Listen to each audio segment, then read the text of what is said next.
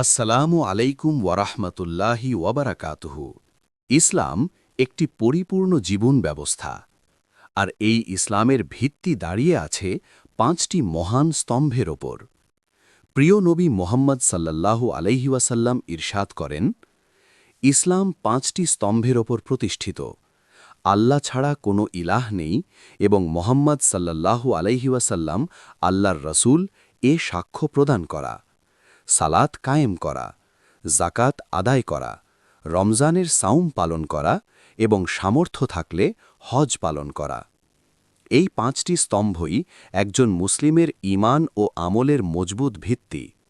আজকের ভিডিওতে আমরা জানব এর গুরুত্ব, ফজিলত এবং আমাদের জীবনে এর বাস্তব প্রয়োগ। ভিডিওটি শেষ পর্যন্ত দেখুন, ইনশাআল্লাহ গুরুত্বপূর্ণ শিক্ষা পাবেন।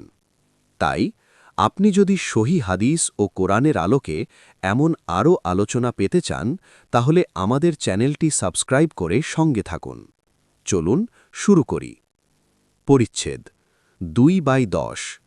আনসারকে ভালোবাসা ঈমানের আলামত।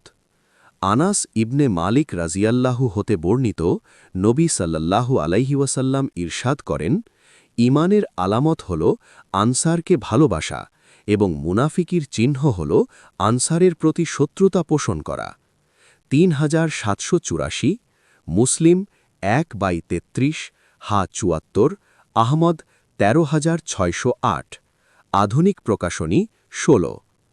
পরিচ্ছেদ ২/১১।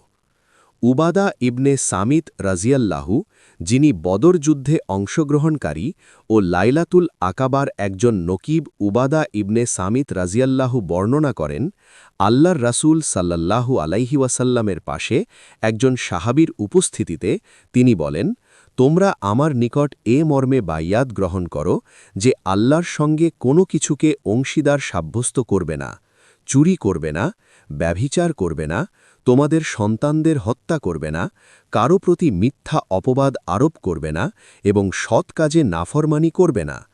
তোমাদের মধ্যে যে তা পূর্ণ করবে তার পুরস্কার আল্লাহর নিকট রয়েছে। আর কেউ এর কোনো একটিতে লিপ্ত হল এবং দুনিয়াতে তার শাস্তি পেয়ে গেলে, তবে তা হবে তার জন্য কাফফারা।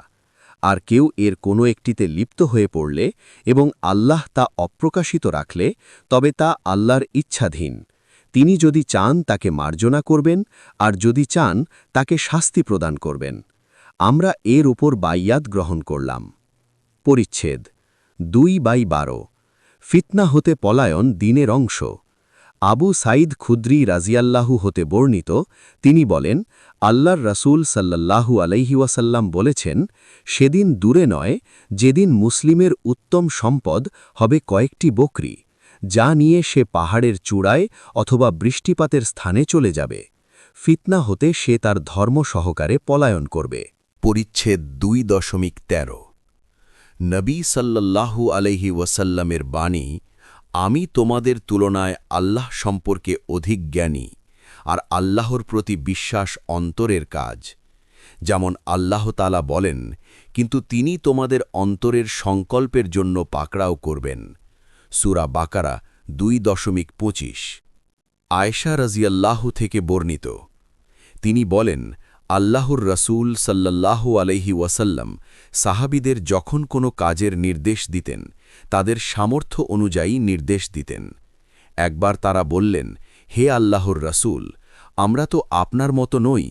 আল্লাহ তাআলা আপনার পূর্ববর্তী এবং পরবর্তী সকল গুনাহ ক্ষমা করে দিয়েছেন। তা শুনে তিনি রাগ করলেন, এমনকি তার চেহারায় রাগের চিহ্ন ফুটে উঠল। অতঃপর তিনি বললেন, তোমাদের চেয়ে আমি আল্লাহকে অধিক ভয় করি ও বেশি জানি। আধুনিক প্রকাশনী ১৯। পরিচ্ছেদ ২.১৪। কুফরিতে প্রত্যাবর্তন করাকে আগুনে নিক্ষিপ্ত হবার ন্যায় অপছন্দ করা ঈমানের অন্তর্ভুক্ত।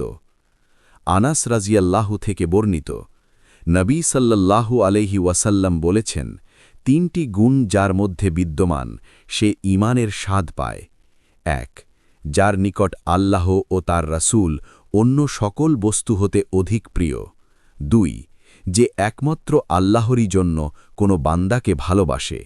এবং ৩, আল্লাহ তাআলা কুফর হতে মুক্তি প্রদানের পর যে কুফরে প্রত্যাবর্তনকে আগুনে নিক্ষিপ্ত হবার মতোই অপছন্দ করে। ১৬ আধুনিক প্রকাশনী ২০